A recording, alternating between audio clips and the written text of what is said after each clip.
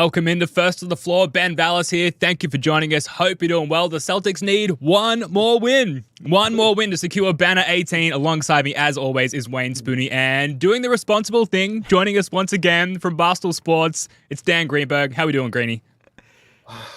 I'm doing great. I haven't taken a breath in 17 hours, but I told you guys every step of the way, we are what's responsible for this run. So I couldn't leave you hanging on the closeout game. I mean, this is it. This is for all the marbles. This is the most important game since probably Game 7 of 2010. I'd say so. I think that's feels fair. Right.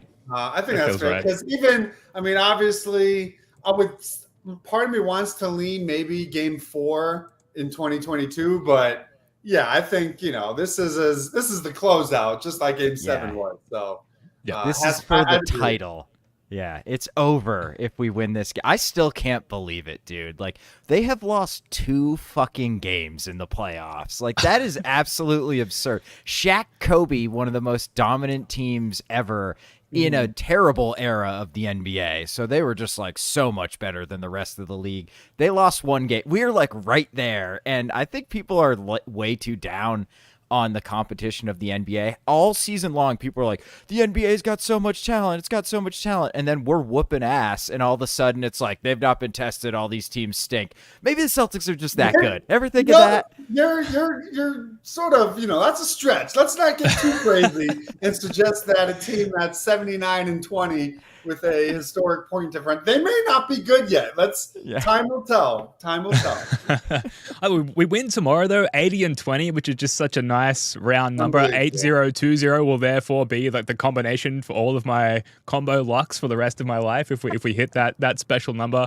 Not to mention the actual championship that we'll walk away with if they do win tomorrow. You really do get the sense though that if they don't win tomorrow, it's going to be Game 5, or at some point they're going to wrap this thing up. And what we were talking about before we went live here, like, let's not anger the basketball gods. Yep. Like, we've all been burnt before so badly, so many times, that there is still this air of not doubt, but like waning confidence, I suppose. Yeah, terror is probably the more accurate descriptor there. But look, what we want to do, Greenie, obviously just having you on and having gone live already, it feels like we've sealed the deal now and they will win tomorrow. If that's consistent with your other appearances so far this postseason. But we'll talk about Game 3 and Game 4 and, whether or not anything's changed on either end, because it does feel like the victories for Boston have just been pretty consistent in the way that they've tactically gone at the Mavs. But just looking at Game 3 last night for a sec, was this the most, and like keeping in mind the 20-point lead that they gave up, was this the most grown-up game this iteration of the Celtics has played?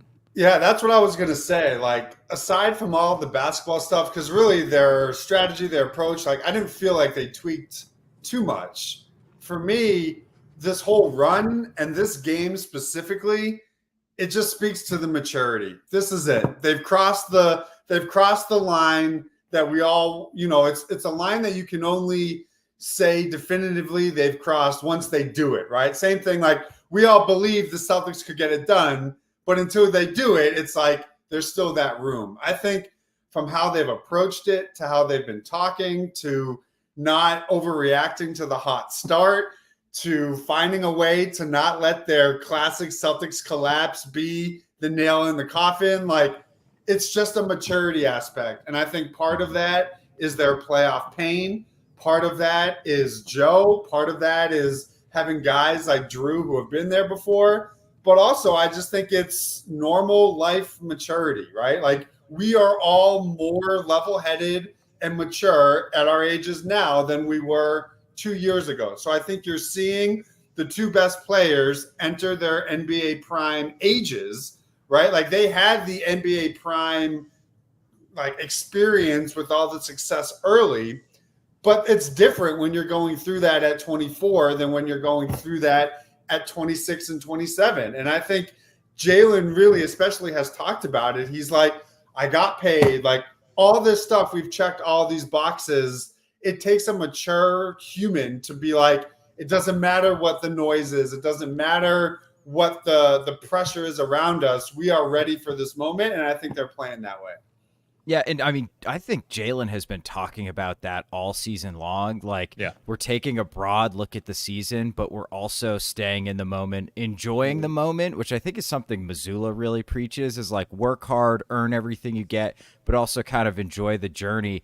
And Jaylen's mindset has been like completely spot on from game one against New York until where we are right now.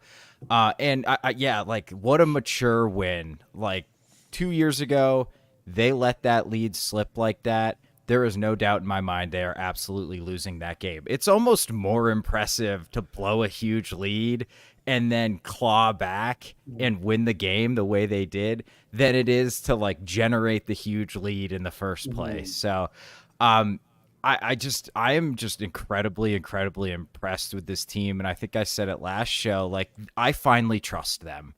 They have finally built the trust back up after some of their playoff. I don't even want to say like collapses. It's not really that. And like it's disappointments, I guess, but just failures, right?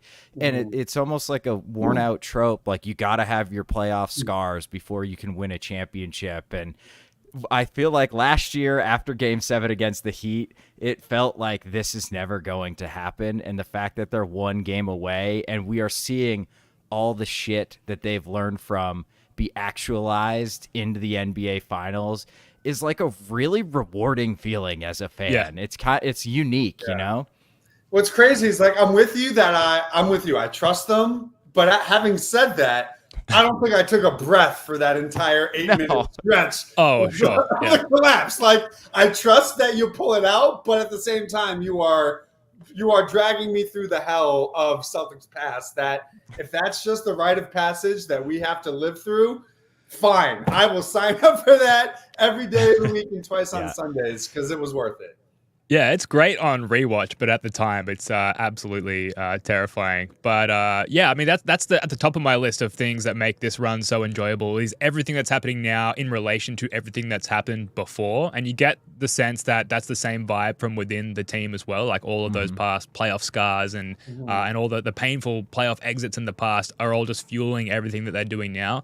As far as the mature approach to this game, even just like we adjusted our rotation. We brought in Tillman with the absence of KP, but we didn't really adjust the game plan as far as how we defend Luka. Even the corner 3-point shot from Tillman late in the game, like we still tried to manufacture the same spacing, even though Tillman isn't the same level of shooting threat as KP. And then that clutch shot by Jaylen Brown to push the lead to 4 late in the game. Like, what is the cutoff point with this team where we just totally go to Jason Tatum at that point in the game, Greeny, as opposed to Jaylen? The fact that we went to Jaylen instead of Tatum, I think, is a sign of maturity as well. Yeah, and I think finally, they say we don't care who's the guy, we don't care who takes the shot.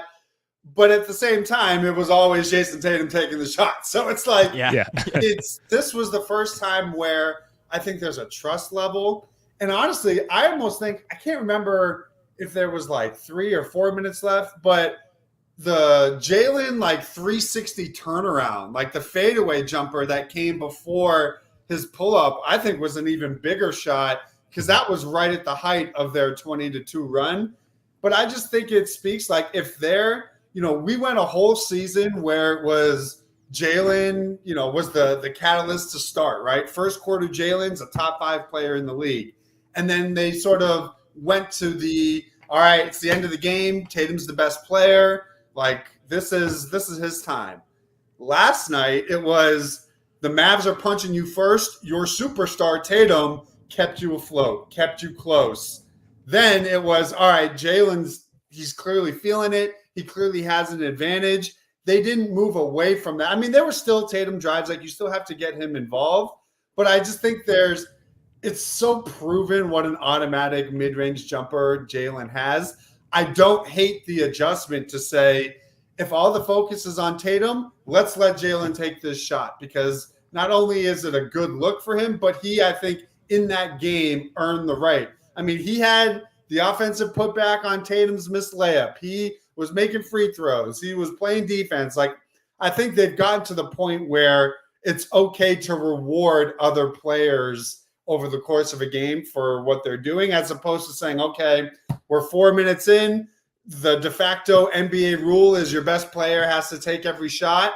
The Celtics have two best players, and they finally are playing that way. But that speaks to the maturity. I think it takes a lot for Tatum to accept that and say, hey, if this is what wins Jaylen Finals MVP, hell yeah. And I don't know if you guys read the Chris Haynes piece today, but like, I had to clean myself up after you're reading the quotes, and it's just like Tatum says, I went through the pain, and I promised myself if I made the finals again, I would do literally whatever it took to never feel that pain again. Well, he's backing it up in his play, and I think that's made all the difference. Yeah, and I just Jaylen Brown has been so friggin' good. He's just nails, man. He also had 8 assists this game too, which I think was his kind of turnovers were low, right? Didn't he only have like 2 or 3, like 2 turnovers? 2 or 3, yeah. They combined for 5. I don't know who had 2 and who had 3, the Jays, but and I think another big thing is they made one shot in like a 7-minute stretch in that fourth quarter, but the Mavs were making some crazy shit. PJ Washington above the break, Josh Green above the break, just like stuff that you're playing good defense and it's going in and you can't get a bucket on the other end. And in past times, I felt like they've let their defensive effort slip a little bit when things are kind of balling up against them like that, and they didn't. And they were complete nails on the defensive end from like 4 minutes till the end of the game. I think Kyrie got 1 bucket and some free throws, and that was just about it. We had them so flummoxed offensively that Tim Hardaway Jr. ISO'd against Sam Hauser with like 5 minutes left in the game, and it was a complete, utter brick. And that's just when that's clearly not what they're trying to do offensively. So I think we're in pretty good shape here, and they just got it done, man. And that's just like that Drew pass that hit the net out to Derek White was ridiculous. And it's just like, you're right. Tatum trusts all the guys to go make plays, and Jaylen especially made a bunch of plays at the end of that game, but everybody did, and everybody was great. And again, this is every single game's been a pure 100% team win, and this one was no different. Yeah, and I think, to win a championship, people say you have to take it, right? Like, nobody just hands you a title. This was the first time I think we've seen the Celtics be on that stage and not be afraid of the moment, right? They were almost not only prepared for it, but like they wanted to be in this situation to come through. And I think, and Jaylen, again, he said it after the game. He said, you saw us in the clutch. We didn't back down from the moment. And I think you really saw that defensively. Their clutch defensive numbers, for me, that was always my bigger concern during the year. I think all the attention was on late game offense. But if you look at it, their defensive rating in these clutch situations, they just couldn't get stops. So the fact that we're now in the playoffs and they have like a 65 or 55 defensive rating in clutch time minutes, that is what has won them, or, in theory, is going to win them the title. Is they got in these situations in the playoffs, they hunkered down defensively first, and everyone knows a good offense is rooted in a foundational defense, and that's what we've seen. Yeah, absolutely. Everyone's talking about it, and you can throw this in the maturity category as well, but not letting their waning offense affect their defensive intensity in those clutch moments. That's been a huge marker for the maturity of this team, and you saw that through the Pacers series as well. How they were able to turn out all of those clutch wins in that series as well. Before we move on to, I kind of want to talk about what we did different in this game, what the Mavs did differently, and what changes we might see in Game 4, but we just got to pause a little bit longer, talk about Jaylen Brown for a little bit longer, because for me, part of my personal enjoyment for this run, it's definitely based on the growth and maturity of, there's that word again, of Jaylen Brown, and just how clearly he has evolved as both a person and a player. And an example, last night, he has that huge arena silencing dunk to end the third quarter. We get a stop on the next end. I think that's where Derek White sort of stripped the ball from Kyrie Irving to end the quarter. And then the opening of the fourth quarter, he draws that charge, which I think is Luka's 4th foul at that point in the game. And it's just the best possible outcome on offense followed by the best possible outcome on defense in sequential possessions from this guy who has had all the criticism leading up to this point and now is probably going to win Finals MVP, Greeny. Just the evolution and the pride from the fan perspective on Jaylen Brown there. You know, and I want to ask you this, both of you this, because for me, you know, the '08 title, it changed my life, obviously, but it was like instant, right? Like we hadn't gone through battles. It was almost like, you know, you skipped the line at Disney World because you paid for the fast pass or whatever. Right. I'd say like 95% of the enjoyment of this run is because this is a team and these are two foundational players that we have seen and lived with from the start. The highest of the highs, the lowest of the low, the pain, like everything. There's just so much satisfaction as a fan to be, and this is why we were like, oh, you know, you don't want to split them up. We want to see a homegrown, you know, for lack of a better term, title. This is it. This is what we were all wanting to see, because it's like you see, you know, I don't have kids, but it's like you see them when they're kids and then you see them when they're adults and they've grown into everything that you could have ever wanted to see as people, as teammates, as players. Like when in 2018, when he was dunking on LeBron and they were baby Celtics and we were thinking this is our life for the next decade, I think this is the version that we were picturing. And the scary part is this is like not even really year one of their NBA prime. It's better than I think any of us could have ever hoped for. Go ahead, Ben. Well, no, you go. I can see the emotions bursting out of you, so I want to hear what that sounds like. Yeah, so Ben and I are both dads, and there's definitely something to that where it's just like you invest, all three of us, Jake too, all four of us have invested so much time, so much mental energy in watching the Jays, following them off the court, analyzing their games, breaking them down, getting into arguments, defending them on the internet. I was going to say, selfishly, it like validates my entire persona. Oh, yes. So like, that's also why I love it. Yeah, and I think we've all ridden with them from day one. I wasn't on the – I wrote that if we want to trade Jaylen Brown, this past offseason was the offseason to do it. But in that article, I was like, I don't want to trade Jaylen Brown, but here's the argument for it. I mean, it was dark sometimes, man. Like when Tatum rolled his ankle in Game 7 against Miami, Game 4 against Golden State, and we hadn't lost 3 games in a row all season, and then all of a sudden we lose 3 straight and lose the finals. That one terrible year where we got knocked out in 5 against the Nets, like it's Joe, one of the original members of this show, says like you got to put in what does he say, Ben? Like put in the time as a fan, like take the hits. He says early. earn your stripes. You got to earn your stripes as fans. Yeah, which we have done time and time again. Yeah, exactly. And like to see them on the brink is just, it's super rewarding, man. Like this is why sports fucking rules, and why I don't understand people who aren't really into it, man. Like this is awesome. Yeah, it's so easy to like romanticize this whole journey, especially given the juncture that we're at. We have this notion, this concept of the Chamber of Secrets, Greeny, which is all the plays that were in a vacuum awesome, but have been stashed into the Chamber of Secrets because we lost that game or we lost that series or we didn't win that season. And we feel like, you know, if we win the title this year, we can just unlock the Chamber of Secrets and all these magical moments come out like little ghosts. Exactly. You're saying I can watch the Derek White tip-in again and not want to just, exactly. Or like, do you remember the Al Horford like putback dunk in Game 5 versus the Bucks in 2022? Obviously, we won that series, but that was a heartbreaking Game 5 loss at home, and things like that all suddenly become chapters on the way to a title, and everything gets unlocked. And we'll probably do several pods where we run through all the Chamber of Secrets plays during the offseason. But I digress. Let's talk about yesterday before we get on to Game 4. What did the Celtics do differently in Game 3, Greeny, if anything? And likewise with the Mavs, it's starting to feel like patternless and consistent at this point. Like neither team has that much of a change they could make. That said, did you notice anything yesterday? I mean, I'm sure there are people smarter than me that will be able to nitpick it. For me, I just thought they just made sure to check all of their important boxes. They took care of the ball. They maintained proper spacing. They had the right 3-point volume.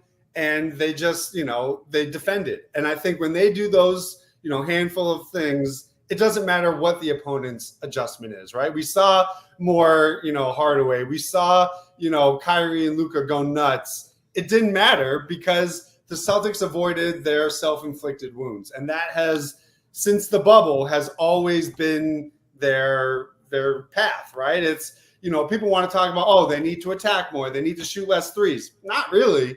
They just need to take care of the ball and they need to play Celtic basketball. And that's cliche, but it's honestly the truth. It's like they didn't stray away from what had worked all season long, had worked all playoff run long. Even in the droughts, they stayed true to it. And I think we're seeing the benefits of them believing in themselves and playing how they should play. Yeah, I definitely think taking care of the ball, and they also move the ball, because sometimes those two things are very difficult to do at the same time. Like those Warriors teams where the ball was pinging around and Draymond's like that hub, they were super high turnover because it's just really tough not to turn the ball over when you're throwing, 350 passes a game. But we were able to keep that ball popping except for that one stretch in the fourth quarter and not turn it over, which makes us essentially impossible to guard. One thing I thought the Mavs were doing is they basically ignored the weak side corner. Like they were bringing that guy into the paint. Yeah. Way too deep. And like that feels like the opposite adjustment of what you should do as Jason Kidd is like, you don't want to give us an open outlet to pass the ball to. You want to get up in our space and try and turn us over. But instead it's like, oh shit, I'm stuck. Oh, Sam Hauser's wide open in the corner. I'll just throw it to him. And then we just, boom, the offense gets moving again. And it doesn't matter who's in that corner because they're all capable handlers. And it was especially when Tillman was out there, they were completely ignoring him. But Tillman's smart. He gets the ball. He starts to run a dribble handoff. He moves it quick, and you just cannot defend us like that. And I can't believe they leaned into it even more. And what's crazy is during the year, right, we're seeing Tillman take all these corner threes, and he's shooting like 20-something%. And you're just like, what? It's okay if that's not your game, man. Like, just play to your strengths. And it just tells you that that Joe, the coaching staff, the players were just empowering. Like, he needed those regular season reps because in their minds there was probably, they probably didn't expect KP to be there for a full run. So my guess is they were under the impression that there was going to be a time where Tillman needs to take that shot with confidence, because anytime we see a Celtic who's open that hesitates, it ruins the offense. I don't think they care if you miss it. I think they care if you don't take it. So if you heard him after the game, he said, as soon as I saw them on the block, I knew I was shooting it no matter what. Yeah. To me, I heard that and I said, that's a product of them empowering you during the year to take. Because, literally, I don't think he hit more than 2 corner threes like all season long. And we were like, that's not your game. And it ended up being one of the biggest shots, in that fourth quarter or whatever quarter it was he made it. He PJ Browned it, and it's going to be on the, hopefully, fingers crossed, championship DVD with Donnie Wahlberg talking over it, narrating over it. Hopefully that's what we get. But he PJ Browned it, and shout out to Sam Hauser as well, who off the bench defensively in particular, and his shot was hitting in the first half as well. But he was incredible defensively. Spoonie, you mentioned like them leaving the weak side corner open. There's no better example of that than it was a third quarter when we were just absolutely humming coming out of the locker room to begin the third quarter. That's like one of the best stretches of Celtics basketball I think I've ever seen in recent memory. But it was a Tatum post up on the block, and I think it was Derek Lively who sort of like gradually shaded off away from that weak side corner, and then I think he made a skip pass. Tatum, he skipped Drew, and he hit whoever was next to Drew. It might have been Derek White, and it was swing, wide open Jaylen Brown 3. I was going to say that Jaylen had one. There was the Tatum drive where he had Kyrie, on a different planet looking all around. Yeah, that was amazing. Hauser, I'm sure, had one. Tillman, he did. I just don't understand how Jason Kidd can watch film and think, hey, for a team that loves to drive and kick, what's great? Let's leave a corner 3 shooter on the shot. I just thank God for whatever they think is the right basketball approach. It's like, have you not watched one Celtic? They've played 99 of them. Have you not watched one of them this entire season? Yeah, Jason Kidd last night, I think about 5 minutes left in the fourth quarter, we're down 3. Drew Holiday misses a shot. Mavs get the ball. At that point, they've got all the momentum, and Jason Kidd calls a timeout, which I thought was, you could see Luka's reaction as well. He was like, what the fuck are you doing? And I get like Do you know what the time? Because at first I thought maybe was that their use it or lose it? Yeah, like, it was. Okay, But like, just lose it. Yeah, well, just but then lose it in that moment. Also wanted to because had Luka fouled out by then? I don't think so, right? No, he was still in the game. So maybe he was trying to buy him, a quick breather, and then the loser lose it. But everyone, I think, was surprised by it. But then I thought about it, and I was like, that's probably what it was. But it worked in our advantage because it stopped the momentum. Absolutely, it did. Yeah, and Jason Kidd was asked about it after the game, and he refused to acknowledge that timeout was even called. It was hilarious. So definitely recommend going back and watching his post-gamer if you haven't already. We're going to take a break. We're going to get to a quick ad break, but when we come back, we'll talk about the Luka Dončić experience in Game 3, and we'll talk about what's coming up in Game 4. PrizePicks is America's #1 fantasy sports app with more than 5 million members. It is the most fun and exciting way to get in on the action while you watch your favorite sports and players. You just pick more or less on 2 or more player stats for a shot to win up to 100 times your cash. With PrizePicks, you could turn $10 into $1,000 in a single game watching your favorite sports this summer. You can make a PrizePicks lineup in as little as 60 seconds. You just need to pick more or less on 2 to 6 player stat projections and you're locked in. The finals means more on PrizePicks, and so do the star players. You get boosted payouts on select basketball stars that you won't find anywhere else. I've been cooking Spoonie and Ben by hammering more on Jaylen Brown points and Jason Tatum rebounds. Download the app today and use code CLNS for a first deposit match up to $100. Download the app today and use code CLNS for a first deposit match up to $100. Pick more, pick less. It's that easy. Sticking with what was different about Game 3, I think Tatum was a lot more aggressive in the first half, and it was a huge aspect of weathering that initial storm. It was like maybe, if not Tatum's best game in the series, and certainly his best quarter or two of the series. We were given the Kyrie Irving game, which we were able to endure, and when Luka went out, which we'll get to in a sec, I was like sneaky concerned that the ball would therefore go through Kyrie, who was way more effective offensively at that point, and that could be a problem, and that we wouldn't have anyone to go at on the other end of the court as far as Luka and all of his defensive deficiencies. And we touched on the Tillman difference as well. But on the Luka stuff, Spoonie, 27 points on 27 shots. He fouls out. His fouls got worse and worse as they went on as well. Like the last few, he was just grabbing dudes or like taking that dumb charge attempt because he knows he can't stay in front of anybody. And trying to take a charge when you have 5 fouls in a finals game is it's fucking dumb. Like, to put it simply, it's extremely dumb. Yeah. So what did you think of the Luka experience in this one? And like, how do you think it shifts the Luka narrative, if at all? I'm frankly shocked how many people are talking like Luka is having some sort of all-time finals. Like, he's been good. He's had one great half, and that was the first half of Game 2. And other than that, he's been like pretty good on offense, very good on offense, and dog shit on defense. Like, can you even say he's been like a true positive in this series with the way he's just getting eviscerated on the defensive end? Yeah, probably. But man, it's not like some LeBron against the Golden State Warriors in, 2015, when he had that absolutely absurd series and they lost in 6, I think.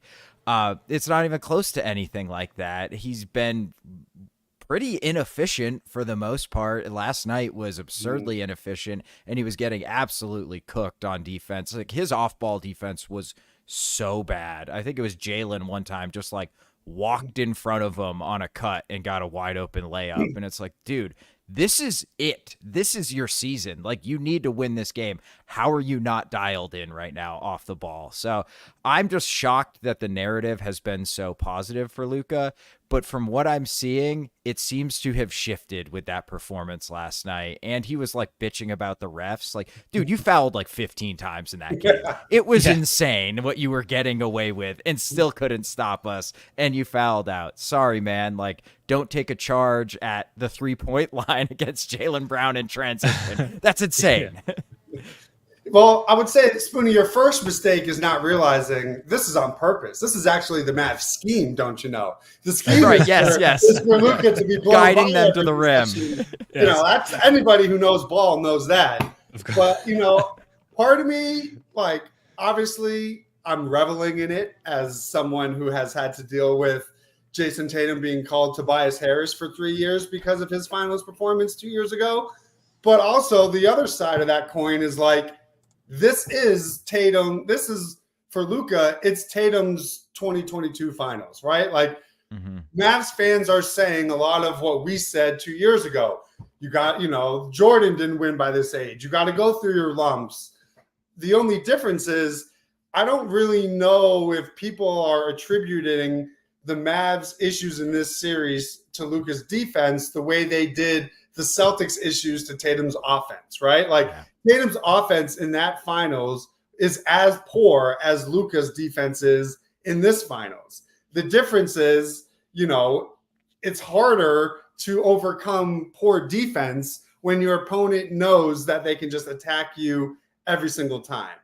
I do think the narrative is starting to shift nationally, but people are still going to call him a top 3 MVP. People are still going to, as a Celtics fan, you're going to have to win a ring before I put you ahead of Jason Tatum on any sort of list, because to win a title, we're seeing you need to play both ends of the floor. Like, I think if we're going to be talking about these player rankings, that has to matter. So you're even hearing now, like, Russillo, people who I, respect, is like, oh, it's not really going to change my opinion of, where Tatum is ranked. Well, why isn't it? Because this is the time to show what it takes to win a title. And if Tatum was being knocked for his offense and his struggles 2 years ago, I think the same has to be true for Joel Embiid not getting past the second round. The same has to be true for Luka. Like, people were discrediting Giannis as a player when they were debating. It's like, he's a two-way guy that dropped 50 in a closeout game. So I think it's going to start to shift. And the only way he's going to get over that is what Tatum is doing now and finally winning a ring. Yeah, will we see the off season of like Luka underwater workouts and like just insane conditioning where he comes back completely like jacked and vascular? Probably. You're going to see him smoking hookah, having beer. Like, he's still going to get his $350 million extension. Like, but I think Mavs fans are hoping for it. But I just think, like, if it hasn't happened, it's not like Tatum and Brown started training or working out after their finals loss. That was like, if it hasn't happened by now, I think this is just who he is. Sure. Yeah. And I mean, this series, right, is like the microcosm of what it means to build a team. Like, two-way players fucking matter, especially in the playoffs where your strengths are important, but far more important is what weaknesses do you have. And the fact that you have to play Luka Dončić 42 minutes, and the fact that every time down the court when we have the ball, we are looking to attack him, is something that is really difficult to build around. And I just feel like people still do not grasp how important it is that Jaylen Brown and Jason Tatum are borderline elite defensive players. Their offense doesn't have to be at Luka's level because they don't give it back on the other end. In fact, they have a positive impact on the other end. And frankly, I don't think people are talking about Jaylen Brown's defense enough for this series and this entire playoff run. Luka is like running away from him when he has the ball. Like, he's like 3-4 screen. Like, please get this psycho off of me because I can do nothing when Jaylen Brown is on me. So I think this is just like a pretty clear lesson in like how you build teams is so much, how you build successful teams is so much different than what we value when we're ranking players. Like, the fact people have Joel Embiid over Jason Tatum in their player rankings is fucking nuts, man. He's never been out of the second round. He gets tired in the second round of the playoffs. Like, he literally is physically incapable of playing. How is he better than Jason Tatum or Jaylen Brown, frankly? Mm-hmm. I just think you really see the difference in, the teams that have won. It starts at the top, right? Especially on the defensive end, right? Steph Curry was a poor-ish defender early in his career. He's not making all NBA defense, but he is he's worked his way into a passable defender, right? You look at, even Jokic, he was a disaster, found ways to lock in. And then you had Aaron Gordon and KCP and Jamal Murray. Like, when your best players set that tone, and if they're willing to do the sacrifice and play that way, there's no excuse for anyone down the line to not do that. And I think it was Tatum who said it after the game. Nobody on the floor wants to be the weak link on this defense. And then in theory, your weak link of Peyton Pritchard, because he's small, is a dog and he's in your grill. So like his issues aren't because of a lack of effort or lack of defense. It's just he's too short. So it's like even when your worst player, you have Sam Hauser locking up Luka Dončić. Like nobody on earth except for us who watch him would ever imagine that could be possible. And I think that's because he doesn't want to be the weak link. Tillman comes in after not playing, immediately is getting you stops on the defensive end. Those are people who I think understand there's a standard, and your standard always starts with your two best players. And that I think is what I love most about Tatum and Brown is they've established themselves as defenders first. And it doesn't get talked about, but when you watch them play, the foundation of their defense starts with their two best players. Yeah, and I think Pritchard and Hauser are a good indicator that the two-way aspect of the game, the defense and offense, it's not limited to one's physical abilities and capacity. Like it's somewhat, to some degree, a mindset thing as well, where Pritchard, smallest guy on the court in this series and throughout the playoffs, and yet we've seen multiple possessions of him.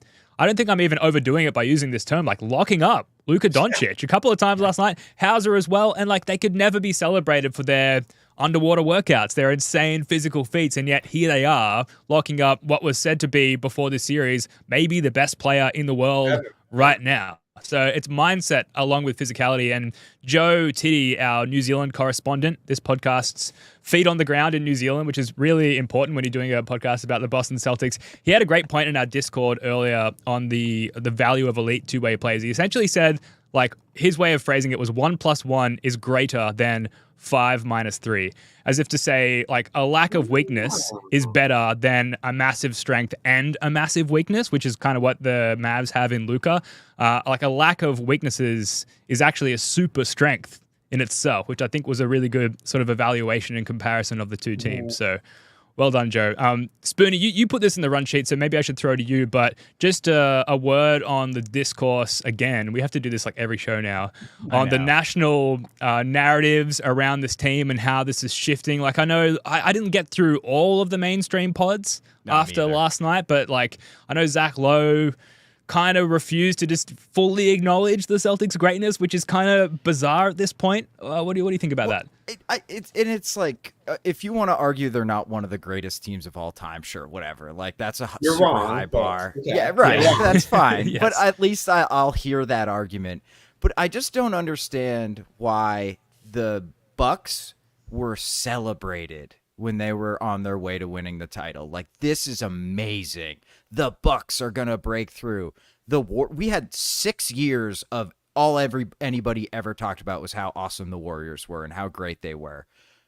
Why do people seem disappointed that the Celtics are, like, you're supposed to be an objective national analyst. Like, it's all of them seemingly too. Obviously, other than Simmons, but even him and Russillo are like, Russillo too. Russillo's a big one. It's like, why do they fucking hate this team? So they play team basketball. They move the ball. They play beautiful offense, and they defend like bastards, man. Like, they play so hard. I just do not understand conceptually what it is that makes this team so hateable. Yeah, and to stay on the maturity theme, early in the playoffs, it triggered me. I ate the trash. We talked about it. I had regressed. They won a couple rounds. I started to care a little less.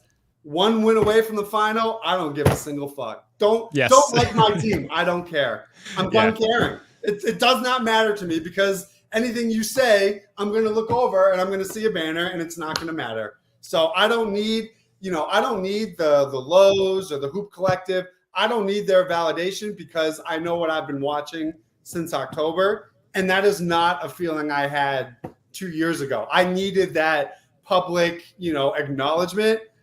We've waited 16 years. I've seen one title in my freaking life. Yeah. I don't care. I'm past the point of needing their validation.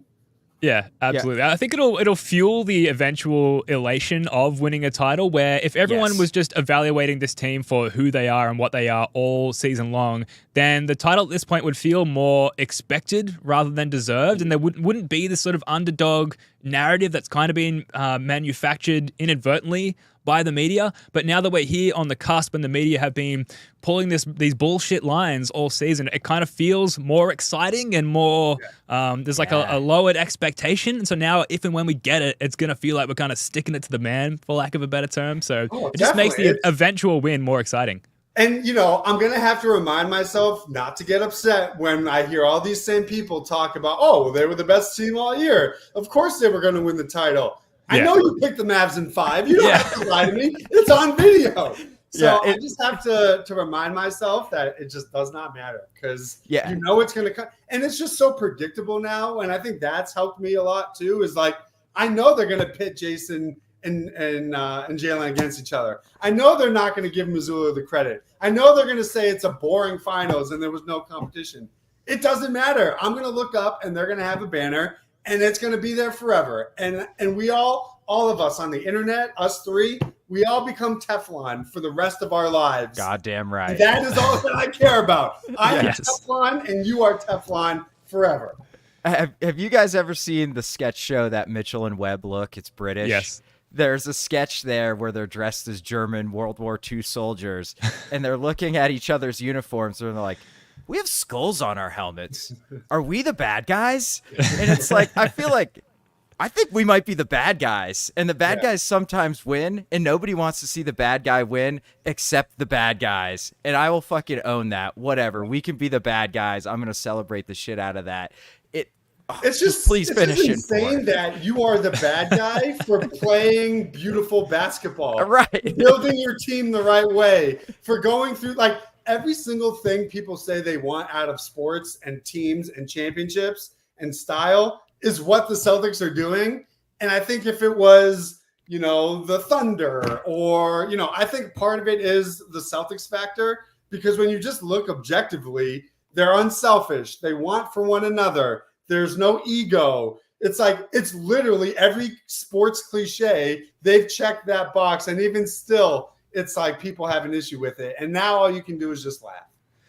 Yep. Yeah, people hate the Celtics, and it's just going to make everything that much more enjoyable in the end, if and when we get there. Quick ad break here. Hate it if they go back to back. I'll tell you that much.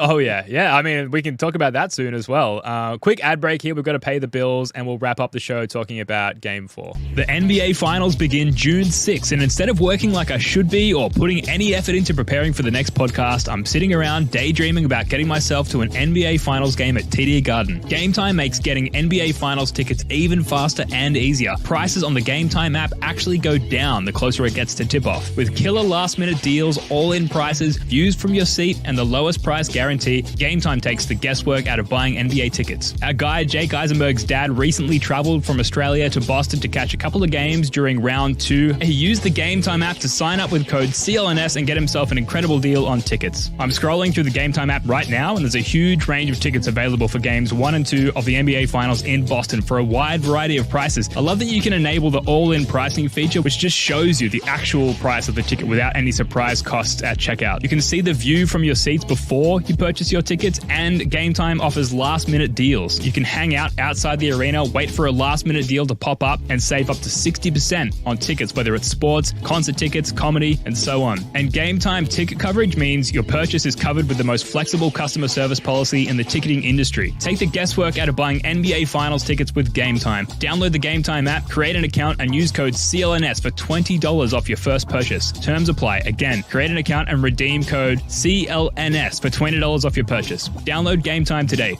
Last minute tickets, lowest price, guaranteed. Greeny, I don't know if you saw Kristaps Porzingis working out post-practice once they let the media into the arena. How does that, I guess that's like a good entry point to talking about Game 4. How does that color your expectations and confidence heading into Game 4? So I have a theory on this because it's not the first time the Twitter account has given us a little, dose of Porzingis porn, right? Like they're tweeting some suspicious things and then he eventually came back. I feel like you can't get clearance to tweet that if he's going to be called out. If they're going to rule him out, don't even show it because what good does that do? Whether or not he should play, I think you have him active and in uniform, but you don't put him in the rotation right away. Let him come in if it's a blowout, just so he can get, like a spot up 3. But I think, you have him active, but I wouldn't hate if they kept the same rotation yesterday. I'll just be really disappointed if I had to watch him because, those standstill post-up jumpers, that's all I want from him. Go on, just jog to the free throw line and take a pull-up and then come out. That's it. So I'll be really sad if we got enough of the Porzingis edging and just, let us see it. But I also understand if it's listen, it's a replication of the Pacers series. They're up 3-0. They don't need it. So maybe if you lose game 4, then that means they'll bring them back for game 5. So I'd be comfortable with whatever they do. I just love seeing him play. And, I feel so bad for him that I hope he gets out there. Yeah, it's almost like the Paul Pierce's last game in the Garden where he got that one last 3 up. Where Isaiah let him take the 3. Yeah, it's like the same idea. But the one thing I'll say, Z-Gamer says, I wouldn't play Porzingis unless it's a blowout. Let him soak in some on-court glory. As long as that doesn't come at the expense of Al Horford soaking in some on-court glory, I'm fine with that. Al has to be out there when the buzzer sounds, man. Assuming, knock on wood, this is not over. I think part of me feels like, are the Mavs dead? That was such a disheartening way to lose that game, crawling all the way back. Yeah, cancel practice. I don't know if you heard kids already talking about how you have to learn from failure and losses. It's bro, the series isn't over yet. So, and I'm not ruling out a Kyrie quit factor so he doesn't have to lose the title in Boston in game 5. He may not even want to get on. I love that. Yeah, take. love that. Yeah, that's going to help me sleep tonight. Thanks, Greeny. Yeah, I think strategy-wise you can't even call this, how dare I say that I am capable of strategy talk, but I think the Mavs have to bum away from 3 at this point. They've reached that juncture in the series, and part of that run last night in the fourth quarter was they just started jacking 3s. We were saying it in the playback spooner, here they come. They're just going to start. It's their last hope. They're just going to start bombing away. And they hit because they're at home and they're role players. PJ Washington got 1 or 2. They hit at a higher clip at home. And I think that's just the point that they've reached where their only hope is to buy into that Heat strategy of the only way we're going to beat these guys is to chuck them from deep and pray that they go in. And we're already doing that. We've won that math game against the Mavs every game so far. So why wouldn't you pull out that as a last vestige of trying to get a victory against this team? We've held them under 100 for 3 straight games now. And we've only scored in the low hundreds ourselves. It's not like we're putting up these huge numbers. So if you can just play the math game yourself from a Mavs perspective and try and throw up a bunch of points yourself, that's probably your best chance, right? Yeah, and I feel like we've talked about that being their approach before every one of these games, and they just don't. They only took 25 last night. Again, Jason Kidd, have you watched a single Celtics game in any of their 99? You can't beat them trading 2s for 3s. It's just not. You can't outrun the math. And the Celtics, they were plus 27 in game 1 or game 2. They were plus 24, I think, last night. They lost the points in the paint battle by 16, and it didn't matter because of the 3-point difference. And I think where they had the success wasn't so much the Luka spamming, pull-up 3s. It was their own version of drive and kick, getting your role players clean looks. If this isn't a game where they're taking 35 to 43s, they're going to lose by 20 plus because I expect the Celtics to go. We're going to bomb away in the knockout punch early and often. And I think they're due they haven't had their 23-point made game yet. I think this is the game where you're going to see them at least attempt to hit that number. And if the Mavs are just going to drive Luka into the paint for pull-up floaters, they're going to get run out of the gym. Yeah, that's why the defense that J Kidd went with in game 3 was kind of confounding to me, is you're just letting us generate open 3s. That's insanity. So I wonder if he'll finally budge, he'll finally blink and sell out on stopping us.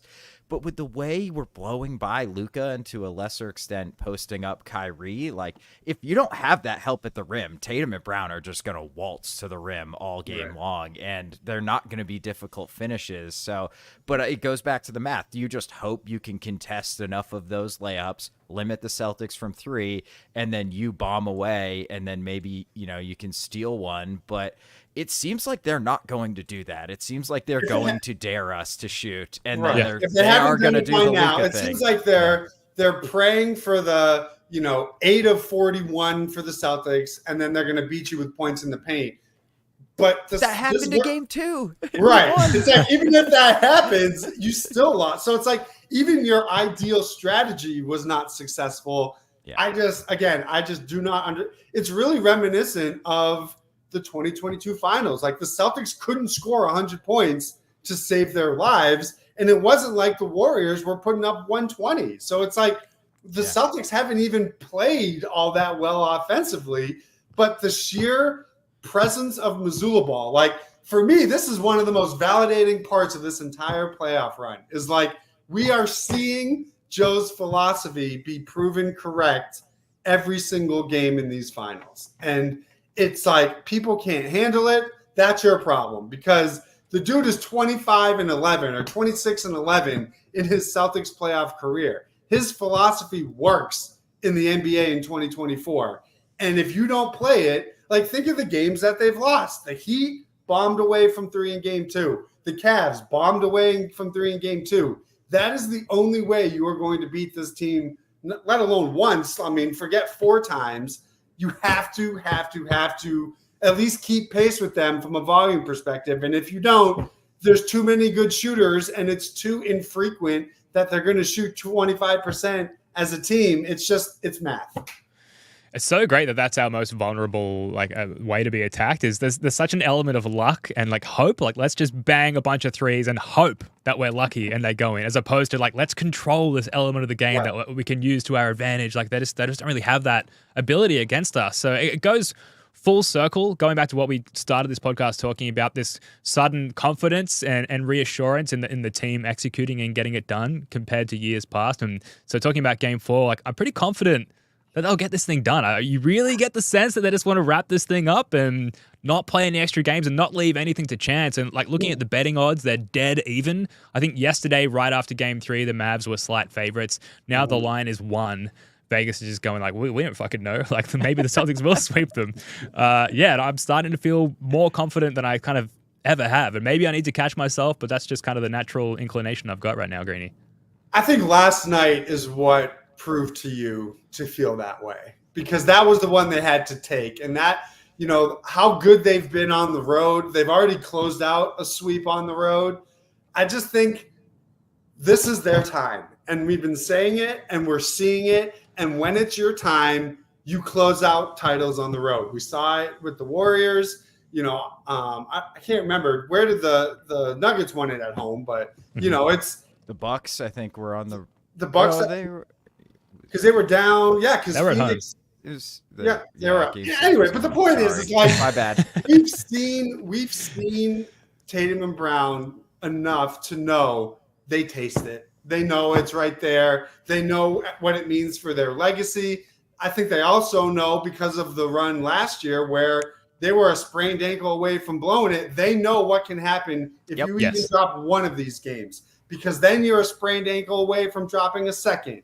Then you get a shooting variance game, and now you're in a game 7.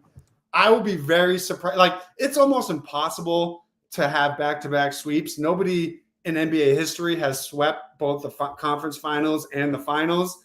I just feel like the Mavs are ready to quit, and if you punch them first, you're going to, it might be close, but I think by the end of it, we're going to have a game 6 of 2008 where they're up 30, 40 points. Yeah, it's like goes back to the playoff scars, right? The Celtics were almost the team that did it first to come back from 3-0 down, which gives me a lot of confidence. Like you were saying, Ben, is like they know they don't want to be the team that gives up a 3-0 lead first. And I think they're going to come out absolutely firing. They can smell it, man. It's insight. The fucking Larry O'Brien will be in the building, They're going to be bro. they're going to be taping off the locker rooms. And that's why it's Don't let it slip. Like when the conference finals trophy was in the building, we saw this team find a way to get it done. I have to imagine that after this entire season and everything that they've gone through to be in this position, you've already absorbed the 61-point, 62-point Luka Kyrie game. You've survived the poor shooting game on your side. Like, play to your standard and you're going to win the NBA title. Like, you don't have to overachieve. You don't have to do something that's unheard of to win the title. Play to your level and you are a legend for the rest of your life.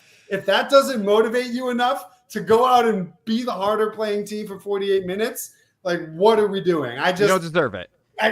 We've seen too much to not think that that's how they're approaching it. Absolutely. And I think they genuinely feel that way as well. So I am excited. I will not be able to sleep until they get it done, at which point I'll have the best sleep of my life the day after they get this done. But let's wrap up on this very quickly. We've got a couple of minutes here before we need to go.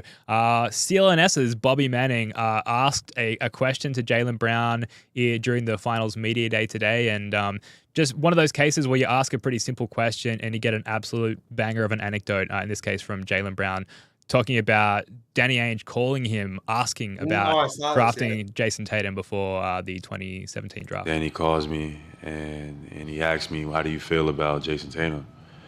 And I remember I've had I played with him at camps, top 100 camp. He was my roommate at the KD Elite camp. We played on the same team in so many different, the Under Armour, All-American game. We were roommates again. So it was like, I had a lot of experience with him and I played with him on the same team. There was a lot of respect. So I said, like, I think it's a great choice. And fast forward from there, we've been winning ever since. What a line to end it, dude. We've been winning ever since, baby. I should not stand up on camera, I think is where I am. It's a family show. Yeah. It's just tough day for the Tatum and Brown don't like each other crowd. It's just what you want to hear, I think, as a fan right now. It's top notch. Yeah. How have we not heard that before? Yeah. Like, how has that not come out before was kind of what I was thinking when I listened to it. But I don't know, man. It just feels like destiny, like fate or something intervened with the way they're both a J. Like, that is so wild that their names are both spelt with Jay. Like, you know what it is? You know what it is? You know that, like, viral photo of Jokic when he's like a 2-year-old and he's wearing a Denver Nuggets sweatshirt in Serbia? This is our version of that. That's that serendipitous, it was meant to be, and it was written in the stars, that these two would not only be on the team together, but they would be the ones. It didn't happen until both of them figured it out, and it brought the team to the promised land. Together. I mean, Jesus Christ. That's like, I'm sweating right now thinking about it. Yeah, and like this guy's going to get possibly Finals MVP, and we find out he gave the Tatum draft pick his stamp of approval before it all went down, shifting everything, heading into the direction, ending up where we're at now. That's an incredible narrative. Yeah, and I don't even care if he's full of shit. If he's just doing the Wick Gross pick of just taking credit for everything, it was an awesome story that I am willing to subscribe to. So it works either way. He's going full LeBron. Yeah. It's like, I knew Tatum was going to be a superstar.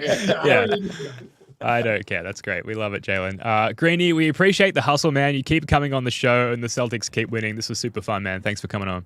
Oh, listen, if they win, we're doing a victory pod. I'm going to bully my way onto this pod one more time, I should say. Absolutely. We'd love to have you. The door is always open. You can find all of Greeny's stuff over at barstoolsports.com and, of course, on Twitter at StoolGreeny. That's going to do it for this one. We'll be back here live on YouTube immediately after Game 4 tomorrow, perhaps to react to a title. Who knows? Please like and subscribe, all that good stuff. Greeny, Spoonie, love your work, guys. Until next time, go Celts. I love